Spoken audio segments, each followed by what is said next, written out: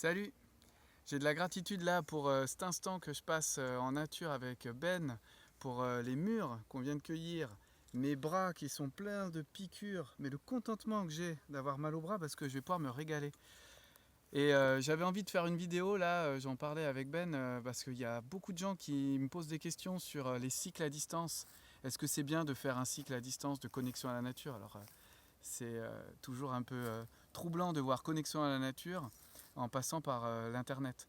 Et en fait, l'idée de ces cycles à distance, c'est vraiment, pour moi, d'insérer les routines de connexion dans son quotidien. Quand on vit un stage, je l'ai déjà dit dans la précédente vidéo, on vit dans une bulle, il y a tout le contenant qui est là pour nous faire du bien, puis après on rentre chez soi. Et là, il faut essayer de maintenir ce cap dans lequel on s'est baigné pendant une semaine, pendant 2 semaines, et c'est difficile parce que c'est la rentrée là en ce moment. La rentrée, c'est quoi? Moi, l'année dernière, la rentrée, je m'en rappelle, j'étais au taquet, je courais partout, il fallait que je pose mes affiches, que je programme ma rentrée professionnelle, que je fasse attention à la rentrée de mes enfants. Enfin, c'était vraiment la course contre la montre. Hier, j'ai fait une réunion avec des amis au Bois de l'Utopie et j'entendais ça dans la bouche de tout le monde. Ouah, c'est difficile, la rentrée, c'est demain, les enfants, les activités périscolaires, tout ça. Du coup, ce qui me vient là pour parler des routines de connexion, c'est que c'est d'ores et déjà le moment de les poser. De poser d'abord les routines de connexion, donc de poser les rituels qui vont nous permettre d'entrer en nous, de nous aligner, de nous inspirer, de nous reposer l'esprit, pour après se mettre dans le jus de toutes les activités qui gravitent autour de nous. Alors c'est pas toujours facile, mais voilà, j'ai un exemple. Je suis allé me promener en nature, j'étais avec un ami, c'était comme une sorte d'errance, je me laissais guider en fait, c'est lui qui connaissait le coin et on a cueilli des mûres. Ça paraît rien, mais si ce matin je m'étais pas dit aujourd'hui je travaille que 4 heures et après je vais me balader en nature, je l'aurais pas fait. Donc vraiment poser l'intention, posons l'intention de vivre ces routines, posons l'intention de partager des gratitudes au quotidien, posons l'intention d'aller errer, d'aller faire de la cueillette, d'aller vivre des instants en nature. Demain, je vais avec ma famille, on va aller dormir dehors sous un tipi, on va faire du feu à l'archet. Voilà, j'installe les routines de connexion. Ça en est une, les technologies primitives. Je regarde dans les guides naturalistes. Je vais à mon site spot. Ce matin, j'ai été à mon site spot.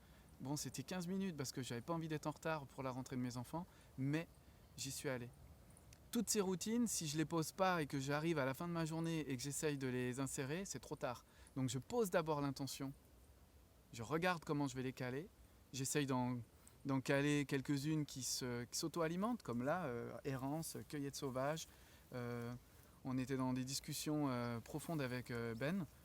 Voilà, ouais, j'ai de la gratitude d'avoir posé cette intention ce matin parce que c'était pas facile pour moi au début quand j'ai découvert ces routines. Il y en a 14 au quotidien. J'étais comment je vais faire? J'avais déjà du mal à aller à mon site spot pendant 20 minutes. Et là, aujourd'hui, alors que c'est la pleine bourre, tout le monde est en train de courir partout, on voit les voitures, les rendez-vous chez le garagiste, tout ça, tout est au taquet. Ben moi, là, je suis au bord d'un étang, à Heure, dans la Drôme. Il n'y a plus un promeneur, plus un touriste. Mais les murs sont toujours là, elles. Le héron qui passe, qui crie, qui nous félicite d'être venu. Ma chienne qui s'éclate en courant autour de nous, qui est en liberté.